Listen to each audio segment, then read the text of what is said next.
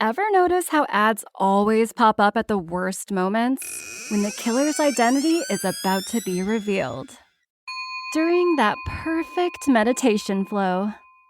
On Amazon Music, we believe in keeping you in the moment. That's why we've got millions of ad-free podcast episodes, so you can stay completely immersed in every story, every reveal, every breath.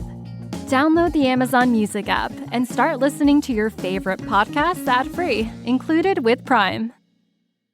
What lessons can we learn from an Army Ranger turned entrepreneur? Stay tuned and find out. Welcome. Okay, here's the question. How are we dark horses? You know, the ones everyone is betting against, the ones they don't expect to win, place, or even show on the track, and they'll even laugh on us when we talk about trying. How do we show the world our greatness and triumph? Come on. Well, that's the question, and this podcast will give you the answers. This is The Dark Horse Entrepreneur. My name is Tracy Brinkman. And push it up. What is up? What is up? What is up, my Dark Horse friends and family? Welcome back to your weekly dose of warrior level entrepreneur learning. I'm your Dark Horse host, Tracy Brinkman. You already knew that. Here's what's really important. That's you. You, my friend, are a driven entrepreneur, or perhaps you're just one of them in the making. Either way, you're here because you're ready to start, restart, kickstart, and just start leveling up with some great marketing, personal, or business tips and results in order to build that beautiful business of yours into the empire it absolutely deserves to be. And that's why I'm here bringing on these guests that I believe are going to help deliver the value on this podcast that we can all benefit from. And if you want to keep getting that value and not miss a single episode, be it an interview episode or the solo episodes of the Dark Horse Entrepreneur, make sure you go on down there, hit that subscribe button, go on ahead and give us a 5-star rating, leave us some kind words in the reviews. Why do I want to do that? Well, the reason you want to do that is that's your way of telling those podcast platforms out there that you are getting that value. See, those podcast platforms out there will lift us a little bit up in the ratings so that we can reach more driven entrepreneurs just like yourself. So please take a moment, show the love, and help spread the word. I appreciate you. All right, another big episode. Let's get right into it. So today's guest is Matthew Griffin, and Matthew shares so many amazing lessons that come from not only the battlefield, but from doing battle on the business field. Now, while I tell you Matthew is a warrior, I mean that in every sense of the word. But here's the thing, I don't want you to get it twisted. Matthew has this golden heart as well, which to me, all true warriors have, even if they've never seen a military field of battle. Plus, I'm going to let you in on next week's interview guest, who's an American entrepreneur, an actor, an entertainer, a stand-up comedian, a filmmaker, as well as a founder of 2 companies. So, as per usual, the Dark Horse corrals are chock full of personal, business, and marketing gold spilling from every corner of the Dark Horse Entrepreneur HQ.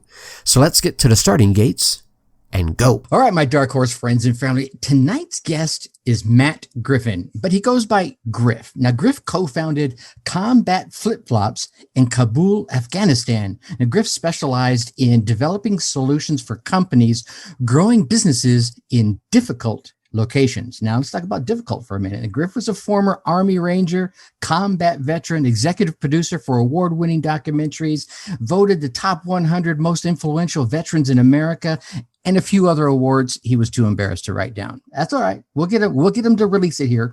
Griff is a graduate of the United States Military Academy at West Point with a degree in engineering management. Griff served as a 75th Ranger Regiment as the Rifle Company Fire Support Officer. That's a mouthful right there. With 3 tours in Afghanistan and 1 tour in Iraq. Now, post-military, Mr. Griffin moved to the private sector as a director of military sales for Remote Medical International, and he was a director of special operations for Protect the Force.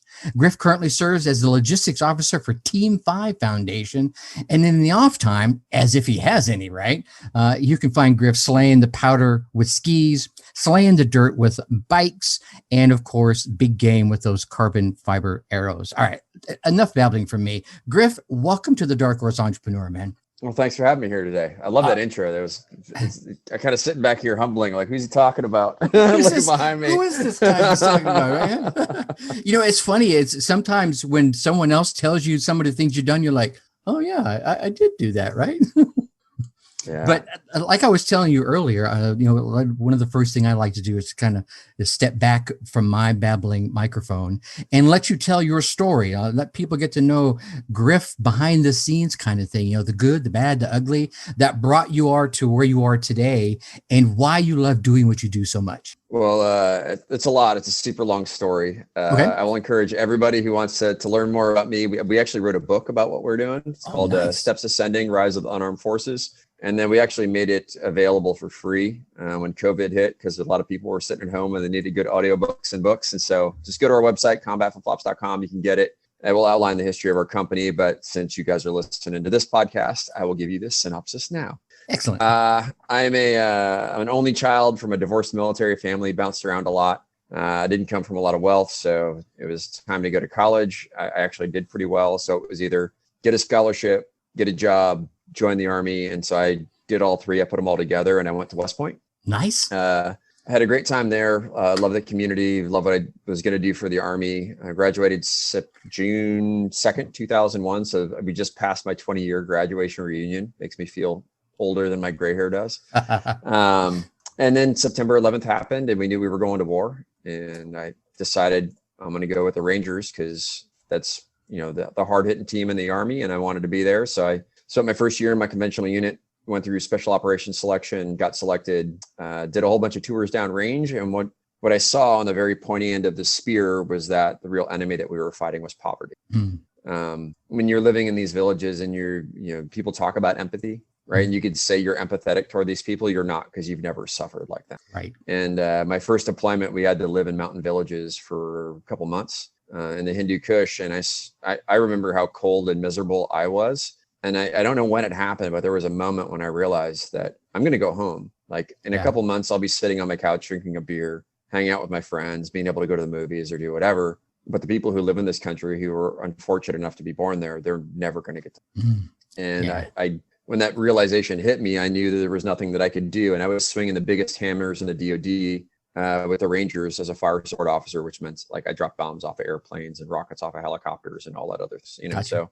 So there's nothing you could really do to combat poverty, even with all that power. And I really didn't have a solution to it. So I did, 4 tours through to Iraq, 3 to Afghanistan, 1 to Iraq. And then I got out because I didn't really see a path forward to this solution in the way that I was living. And went through my standard veteran transition. I drank hard, partied hard, fast cars, fast bikes. I got in a lot of trouble. And that's what happens when you pull people out of that community. And then I started getting into business and kind of got me back on the right path again. And then went back to Afghanistan in 2009. And I went into a combat boot factory and it changed my life. I'd never really seen anything positive in Afghanistan because we were living during the cycles of darkness. We never worked during the day. We always worked at night and we were always going after the baddest of the bad.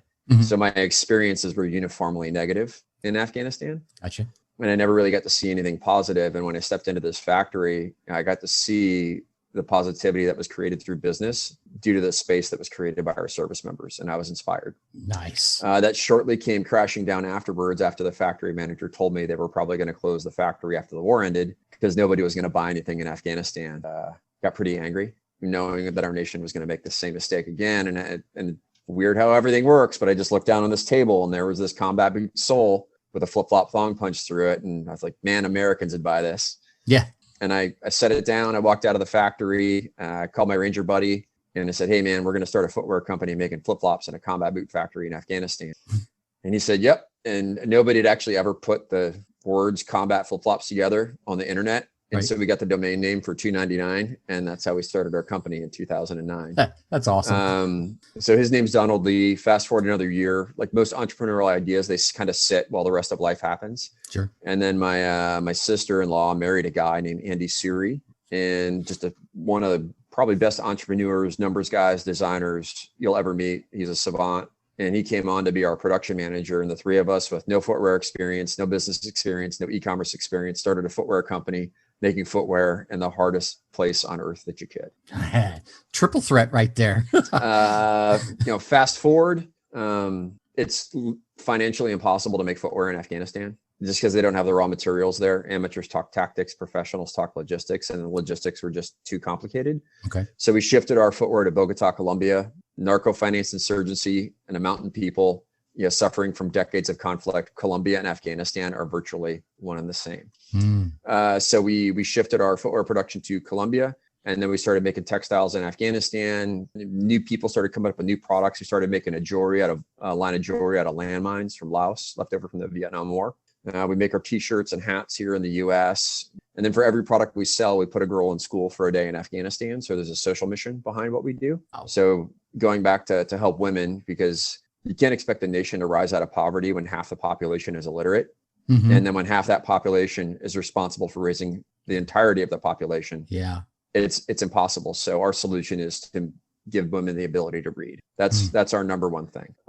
We put over 800 girls in school. We've cleared over 20,000 square meters of landmines. We've helped countless veteran charities at home. We had a good showing on Shark Tank. We sold millions of dollars in product. We're a family-owned business of 5 working in a bunch of different countries, and we're crushing it as much as we can every day. And if you're one of our customers, thank you. We wouldn't be here without the faith of our customers, because they waited a long time for their product when we first started coming out, and we can't thank them enough for their patience. And if you're new to us, if you're just hearing about us, check out our website. I promise you, our footwear wears better than it looks in photographs. Our stuff's hot.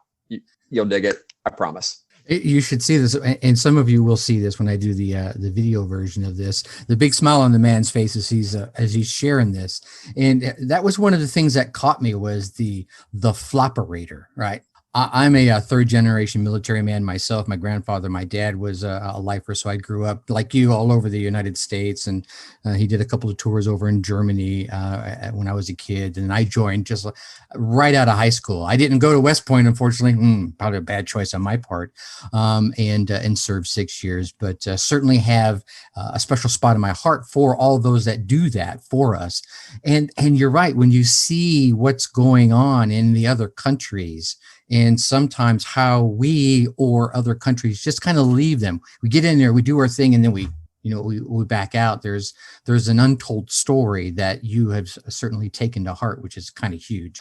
But getting to your website, which is combatflipflops.com, correct? I want to make sure I get that right for everybody. That's it. Everything on socials at Combat Flip-Flops too. There it is. Yeah. You definitely have to check this out. There's an outstanding apparel there, some cool accessories, men's and women's, as well as the footwear. And having served myself in the apparel industry for a decade and a half, probably, footwear is no joke. I mean, there's so many intricacies in just footwear alone that it can be difficult, which I'm sure you learned it the hard way, right? Yeah, half the numeric, like if humans have a certain number of bones in their body, half of them are in your feet. They're very complicated.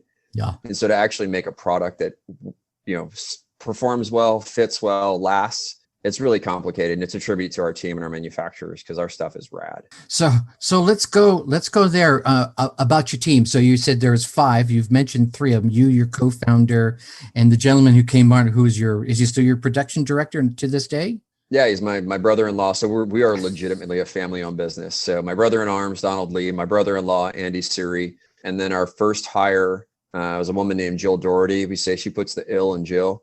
She runs our customer service. And if you think our products are rad, our customer service is even better. Like we pride ourselves on taking care of our customers. Sure. And then her son, Zach, actually convinced them not to go to college and to come work for me as our media director. And he's been shooting videography and photography for us for nearly 10 years now. Nice. Is he the one that did the shots that are on the website itself? Yep. That's some fire. Everybody, you got to check this out. I'm telling you, this is no joke. Okay, so I mentioned briefly the assortment of products that you there, and you mentioned some of it too. I didn't realize that some of that jewelry was I guess you would call that reconstituted metal from bad tools, I guess, right? Tools of warfare. What new products do you have on the horizon, or maybe projects you got going on? So we have a new product. I'll grab it right now here. Give me one second. Awesome. I see skateboards hanging on the wall too. So a lot of people, they don't like the thing between their toes and the flip-flops, and everybody wants a slide sandal. So okay. Here's our new slide sandal Oh, nice, with the logo right there. with the logos on them. Yeah, and they're super hot and they're clean and they're light and they're going to fit your foot really well. So if you're the kind of sandals and socks person, like this is you. And then to launch it, you know, everybody knows that social media and the thumbnail image on the video is really important. How soon is this podcast going to come out? When's it going to launch? Probably you're looking at about 4 weeks. Perfect. Right. So people will be, by the time this comes out, they'll be able to see it. But I bought an A-Team van. Remember? Oh, I remember A-Team. Yeah. So I got a replica A-Team van and we're drifting it. So we're uncorking the motor. We got the suspension all stiffened up. We're putting flamethrowers out the sides by the rear wheels. So the thumbnail image is going to be like the van sliding sideways, shooting flames, burning smoke. And then people will watch it. We'll have 30 seconds of a Ken Block, Red Bull-ish style hot rod commercial. Stops, big wall of flames. Bam, we make slides now. So that's going to be it. That is sweet. I'm pretty excited about it. No like my doubt. living room is full of car parts right now, and I am so happy about it. Are you building this? Are you tricking out this van yourself, or you got someone working on that for you? Yeah, I used to be a pretty big hot rod guy. I built stock cars with my dad growing up. Okay. So a whole bunch of our community members, we call them the unarmed forces. So I just put out a net call, and we've got a hot rod shop that's lending us their space, and a couple of really good mechanics are going to come down and help wrench on it next week. And we're going to shoot the whole thing like a car TV show to show people how we did it. And we'll release that after the launch of the commercial. So it's all about the content. See,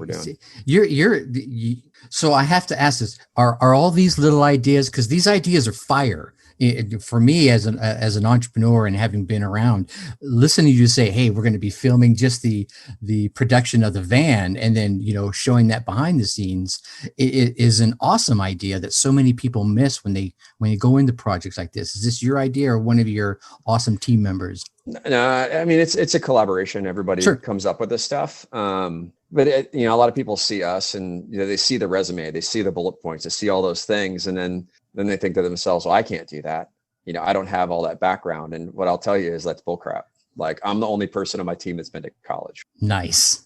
Right. And like the stuff that I use in college is the big. Did you go mute? We can't hear you now. Yeah. There we go. I think we got you back. Yeah, we got me back. Yeah. Sorry about that. That's okay.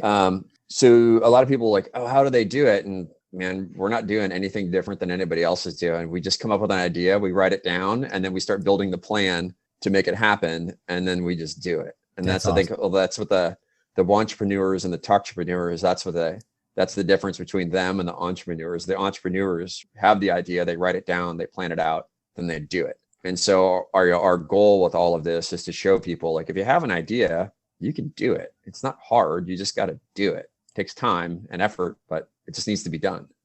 Yeah. And every time you hit that wall, you just got to figure out a way over, under, around it, or just blast through that sucker, right? That's it. Breach or bypass, but I'm going through. There it is. Breach or bypass. I'm gonna use that one. That's the good one. Yeah. All right. So, man, I can't wait to see that commercial now. Let alone I can't wait to either. I'm probably the most excited about it. That sounds so cool. Yeah, we got a national drift race champ to drive the car. So it's even having like the hubris of saying like, hey, I'm building the car, but I'm going to put a much better driver in it because that's more important. Yeah, you got to. We don't. This van tumbling would be a bad idea. We don't want none of that now. Hey, don't put that in my world. Don't manifest hey, that, don't, Ricky Bobby. I'm taking that energy back. So now I know on top of this, you're running a speaking business. I think you mentioned some of the nonprofit efforts you're going through. I think you mentioned something about going to film school. Yeah, I got to going to get a master's in film and production. Did I lose you here? You still there? Yep, there we go. Sorry. Yeah, I'm going back to school. I'm going to go to Seattle Film Institute in the fall to get a master's in film and production because everything we've done, if you've seen all of the stuff that we've done, I've done that just based on thinking what right looks like and executing upon it.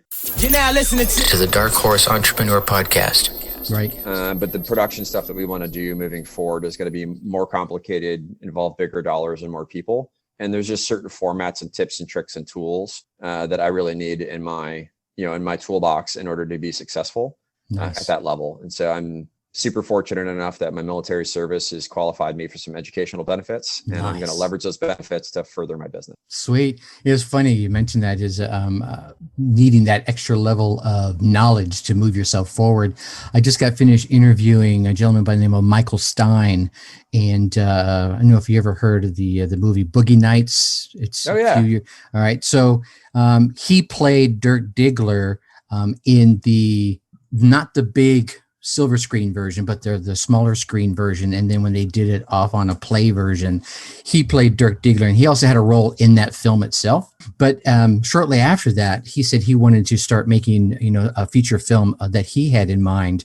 And he realized that he needed to level up his knowledge to do that. So he put himself in as a director's assistant, right? As a production assistant for 3 years to gain that knowledge. And I'm like, dude, that is brilliant. I mean, we all want the knowledge. So you either go to a school and you go get it, the path you're taking, or you just step yourself right in there into a position of service and get the knowledge through, the day-to-day operations. Which is weird for me to say, because normally I preach to most people, how did you start your business? It's personalmba.com. It's 99 books you can read. And if you read and understand the concepts in those books, you'll have the equivalent of an Ivy League MBA, and you can get it for the price of a library card. There it is. So I tell people, like, don't go to school, and say, here I am going to school. But it's a good school. They're local to me, and there's some other benefits that come with it as a result of going through the Department of VA. So I'm going to do that. I'm going to level up the game and really look forward to pushing out some big stuff here over the next couple years. Now, when you get through that, do you have a project in mind that you're going to be using this new skill set for? So I'll tell you, since people are going to know, like, I want to throw the A-Team van out of a C-130 under parachute and then chase it out and skydive behind it. And then we'll do like a full production video of it, but nice sunset drop, Fast and the Furious style. Make it look cool. But that's what people want to see. They want to see that level of stuff. And if I can get somebody to give me 30 to 45 seconds of their time on social media through their phone with a compelling advertisement that they just want to see, did they just throw an A-Team van out of an airplane? Right. Like, these guys have to be cool. Let me check out their website. They're going to be waiting to see the name of the movie. That's going to be, usually that's the only thing you see events like that for, is like, all right, what's the name of this movie? I got to go see it. No, this is all about our website. No, that's going to be, okay, I'm definitely having to follow up on that one. Yeah. So, and then again, going back, we're going to film all the content behind it. Like my friends from the Red Bull Air Force, they're going to be the skydivers and the in-air filmographers, and we got to deal with pilots, and we got to deal with permitting and everything else. And we're going to film that entire process and just show people how it's done. That's awesome. And there's an educational piece that you can share with others along the way. Look, this is probably the craziest idea you'll ever hear of, but we're going to make it happen. And here's how we did it. That's fire. Now, you mentioned you called your community the Unarmed Air Force. What kind of wraps up for a community for you? Is it just your customers, or is it your avid buyers? Help me understand community in that sense. So we call them the Unarmed Forces, right? And if everybody sits here and we want things to change in the world, we want. I think I lost you here on the. I can still hear you. It's just the video froze up. Okay. People want things changed in the world, and unfortunately we have to depend on our politicians and policymakers to make those changes. Right. And I think if we all look at it, the best indicator of future performance is past performance. Right. And they have failed us. And it's going to be on private industry to make the change that we want to see in the world. And so that only comes through profit. That only comes through product. And if you're going to be in this fight with us, let's go do it. You don't have to be young, strapping, barrel-chested freedom fighter. You can be a soccer mom living in Idaho. And if you feel that you want to make a change by putting people to work in war zones and put little girls in school, and that's the best way that our nation can project itself forward, then you join our team. You buy a product, you're with us. That's all it takes. That's it. That sounds pretty simple, right? It's super simple, easy for everybody to understand. Just go out there and buy some flip-flops, buy some t-shirts. I was looking at your t-shirts earlier today, and there were two that were my favorites, and for completely different reasons. The one is drop tacos, not bombs. Awesome. Big taco fan. But the other one was be a better human, right? which, I think if we all follow that mantra, a lot of things wouldn't be happening that we've been seeing happening. Where do you get these inspiration for not just the humorous ones, but the ones where you're like, man, I totally get behind this. Let's make that particular, because that one's all over hats, shirts, everything. And I'll tell you the genesis of the story. Okay. I have two girls. My wife and I were pretty hammer execs at the time. And so we were spending a lot of time traveling. So we had to have a live-in nanny in the house to take care of our children and help raise them correctly and safely. Okay. And one day our nanny just came in and she was wearing this shirt that said, "Be a nicer human." And it's cool, but nicer now, be a better human. Yeah. Because like all that I care about is you're just a little bit better today than you are yesterday. Yeah. You just got to be better, right? Do you want to quit drinking? You're drinking a 6-pack a night. Well, hey, drink 5 tomorrow. You know what? Even though it's not perfect, it's better. And then you drink 4 after that. So you can gradually step your way towards progress and success. Sweet. A little bit of progress does a lot. If we all do a little together, we do a lot. And you don't need to be a perfect human, despite what the media and the internet and everything else tells you. Right. But just focus on today. Be better today than you were yesterday, and you're going to be fine. And even if you backslide, you're going to know where you're at. Just be better than you were yesterday, or you'll be better today than you were yesterday. That's all I'm asking. Yeah. Be a better human. And he said, if you backslide, we all know it's like when you backslide, because it happens, right? When you backslide. When you backslide. Yeah. Geez, I like that. Be a better human. So as you've gone through and you've had a pretty cool career across your lifetime, military, obviously the Rangers, I was airborne in the service. So you guys are next level stuff, right? So I'm a little guy that jumps out of the airplane. You're out there at the tip of the spear. Across your lifespan, business, non-business, whatever, what would you say your biggest struggle has been? Drinking. Really? Yeah. I mean, I just come from, Midwest, right? We drink a lot of beer out there. You start those habits early. Sure. The military is a big drinking environment, and you build those habits, and it's just so easy to get into a negative cycle where you feel like crap when you wake up. But what's the best way to feel better is, you have a beer, and all of a sudden 4 o'clock end of the workday, you have a beer. I feel better. Like, well, let me have 2 or 3 more. And I'd have to say that every negative decision, every bad business interaction that I really could have done better could have done without alcohol. And I unfortunately, I came to that decision in my life a little bit too late. Mm-hmm. And just genetically, I'm predispositioned to like alcohol and be able to consume lots of it. But yeah, I've been shown in every which way that it's not good for me, and I stopped. And my life has progressed forward immensely since doing that. Nice. That's a tough one. I had a bout with drugs way back in my early days, so I feel you. Of course, mine was a little more extreme. Yours was legal, at least, right? Yeah. So here's one of the things I noticed in the intake unit, the form that you filled out for me.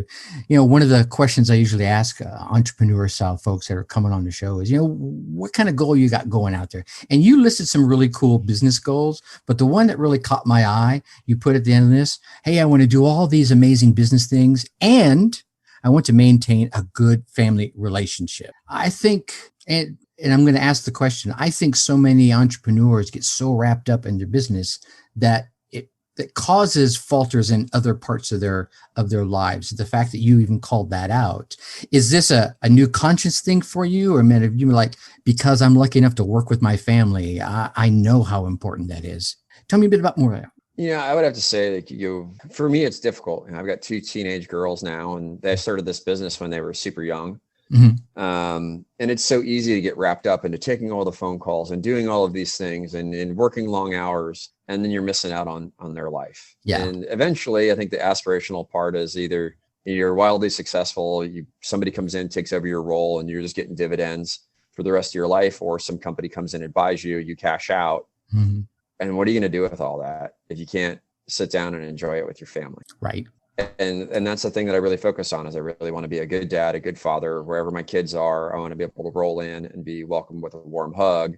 And I don't want them to be a disgruntled nature where you weren't there for me, and I know that from mistakes, because I wasn't there for a number of years, and it's caused some pain and heartache that I'm not going to continue carrying forward. And I'm going to work on that every day. Nice. You heard it from the man himself. He says, I've done it. I've experienced it. Don't want to do it no more. I like it. Yeah. And I backslide. I backslide you all backslide. the time, and I backslide. But it's the type of relationship now that my girls are older. We can have the mature conversations like, "Hey, honey, I'm sorry that I did that. That's my fault. I will change things up. I will commit to you doing differently." And they see it and they understand it. But if you're trying to talk to a 4 or 5-year-old kid, they don't Different. understand that. Yeah. So if you're an entrepreneur and you got a young kid, hate to say, bro, you got to read them books at night and then do the work after they go to bed. Yeah. Right. I feel you on that one. Oh, let's see. All right. So now it's the show's called The Dark Horse Entrepreneur. I'm willing to bet that sometime in your varied career, you've had that dark horse persona where you felt like all the odds were set against you. Would that be a fair assumption? Man, that is every day. Is it every day? How do you overcome that feeling, that dark horse persona? How do you crush forward even when you feel like everyone's against me? No, they're not against you. They it's just, I'm not what you think I am. You are what you think I am. Ooh. Right. So people will always say things to you. They will tell you can't do things based on their own personal limitations. And it took me a long time to figure out that's what was going on. People, like the people who criticize you, who talk bad about you, they're not working as hard as you. And that's what it is. And once you finally come to that moment and they go like, hey, you know what the best revenge is? Success. I know you're not going to outwork me. Good luck. I dare you. I double dog dare you. even when I have 2 girls. Yeah. But I mean, it never gets easier. You just get better. Like I've really, figured out over time that I don't answer all the phone calls anymore. I don't answer all the emails anymore. When somebody's trying to sell me something, I know what the priorities are in my life. I know what drives value, whether that's through revenue, through my business, through personal satisfaction, and most importantly, through time with my kids. And so I prioritize those, and then everybody else gets what's left over. Nice. And that's how I organize it. There it is, right there. But it takes a lot of people a long time to figure that out. And some don't, and unfortunately some don't. You watch them fall by the wayside. All right. So given this awesome experience you've had, what top tip would you want to pass on to those entrepreneurs, not the wantrepreneurs, because they're not going to listen to you anyway. They've probably checked out of the podcast by now. I mean, those folks that are out there actually wanting to grind and level up their life or their business, what would you offer them? Get one of these. It is a notebook. I have a stack of them. If you check out my Instagram, it's just funny because I fill them out and I just throw them in the back of my closet when I'm done. And if I need something, I'll go back in there. And I finally just pulled all my journals out last week and I stacked them and they're like 2.5 feet tall off the ground. Oh man. But it's funny is this is the little manifestation journal. So a lot of people don't understand the process of manifestation is you get an idea, you don't know where it comes from. It's creative. It just hits your brain like, man, I'm surprised I even thought of that. But it's a gift given to you from somewhere. Yeah. And then it's an idea, and you can, through this simple action of taking a pen and putting that idea onto paper, you have now manifested that idea into physical reality. That is the process of manifestation. And the only difference between that real goal happening in life, you being able to fully realize it, and that piece of paper is the amount of work that you're willing to do. And so this is the way that I explain it. And it's just sheer math. I have all of my goals written down on my inside cover. 3 months, 1 year, 3 years, lifetime. Nice. I know I can only really affect the next 90 days of my life. And so those 3-month goals are all broken down into subtasks on the next page. And every day I get up and I take one of those subtasks and I put it down on my calendar as my game changer, the thing that I'm going to do today. And if I dedicate 2 hours today of focused time toward the thing that's most important to me over the course of a month, that's 40 hours. That's only 5 days work weeks. You can take the weekends off. That's one solid work week every month geared toward the thing that's most important to you. Now, if you put all of your best effort into one solid week towards your best objective, how much further do you think you're going to be on it? Oh, yeah. Over the course of a year, that's a solid work quarter. One solid quarter of work on the things that are most important to you. And if you look back through all of my journals, I have accomplished all of my goals. Nice. I mean, it's funny because I hammered down early January, February, and I looked down at it because I just put it so much time because January is kind of slow for us. But I'd hammered out 66% of my yearly goals by the second week of February. And I kind of like stuck there coasting. I'm like, what do I do? I'm done. I buy an 18 van and I go do something stupid. There you go. It's funny you mentioned that because I have here This one, here, let's do this. Yeah, it's tough with your background. There we I go. get it. There you go. There it is. So because I have always been a journaler, my daughter bought me this. That's really cool. She saw that, those little ads you get on Instagram or whatever. She goes, "Oh, I'll get that for my dad." So yeah, I'm a big fan of journal. I'm one of those folks that believe in the fact that you're getting that idea from somewhere, whatever you believe in, God, Allah, Mother Earth, the infinite universe. And what you do with it is the next thing, right? Oh, okay, I got the idea. I got to write it down. And now you're telling your brain, you know what? I gave him an idea and he took a moment and he wrote it down. So I'm going to give them another idea and another idea. So when you don't write them down, you stop getting the ideas. But when you write them down and then start taking action on them, they start saying, all right, I'm going to keep giving this guy ideas because they're going after it. That was fire. The universe will always, conspire in its own best interests, right? And Absolutely. if you're one of those people helping the universe conspire along its best interests, it will keep helping you. Man, I got deep thoughts. I love this. So everyone wants to know more about Griff, combat flip-flops, or to catch up with you to learn about this A-Team project you got going on. And of course, the new commercial we'll have out here, probably about the time this is dropping. Where do we want to send them to? So website is combatflipflops.com. Everything for our social as a company is at Combat Flip-Flops, Instagram, Twitter, SoundCloud, Spotify, Facebook. Everything is at Combat Flip-Flops. If you want to connect with me personally, it's an Instagram at combatflipflops.griff, Griff. And then the Van's Instagram is van.gasm, GASM. That's it. At Vangasm, van.gasm.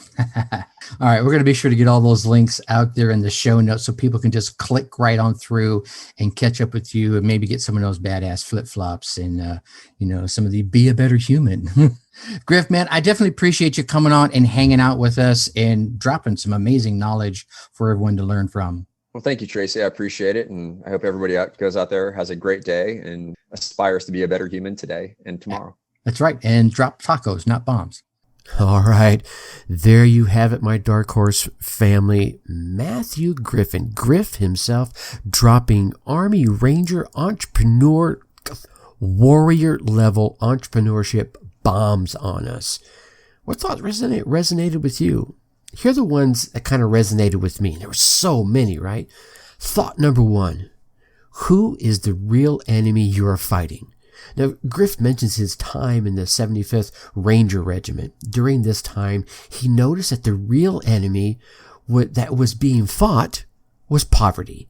He had a realization that he was going to be able to, at some point, go home, back to the USA and all the comforts that his home afforded him. However, the people in the country that he was deployed to, they weren't that lucky. He did not see a solution in the path that he was on. So he changed paths. But here's the thing for me. Let's hold on a second here and let's turn this inwards, my Dark Horse friends and family. What enemy are you facing that is holding you back from all the comforts that your true heartfelt success can afford you? Right? Let's be honest here. There is at least one thing at the core of your continued delayed success. What is that one thing? What is the thing that's at the core? It's delaying your success. I want to chat a bit more about this in episode 223 coming out on Wednesday. Episode 223 is going to be habits and roadblocks that are our own enemies of success. Thought number two, finding inspiration in old places of negativity. You see, here's the thing. Griff went back to a place that, for him, was a bit mired in negativity, right? Given his previous experiences overseas, which, let's be honest, they were narrowly focused on some very specific objectives. Griff had many negative experiences in the country that he returned to. But return he did to create new experiences, to create new solutions rather than wander aimlessly in the problems, right? He went and he toured that boat factory, the boot factory, which was about to close. And he was inspired to create an entirely new venture in that same facility. Griff faced his negative experiences head on and turned them into a creative solution. I want to dig a bit more in this one in episode 224, how to turn the negative into creativity. Thought number 3, amateurs talk tactics, professionals talk logistics. Griff dropped this gem of wisdom quickly as he discussed the need that they had to move their factory. Why is it important as an entrepreneur to think about this? Because our job, your job as an entrepreneur, is to deliver resources where they are needed, when they are needed, right? You got to get them to where they're needed at the right time that they are needed in a fashion that creates as little waste as possible.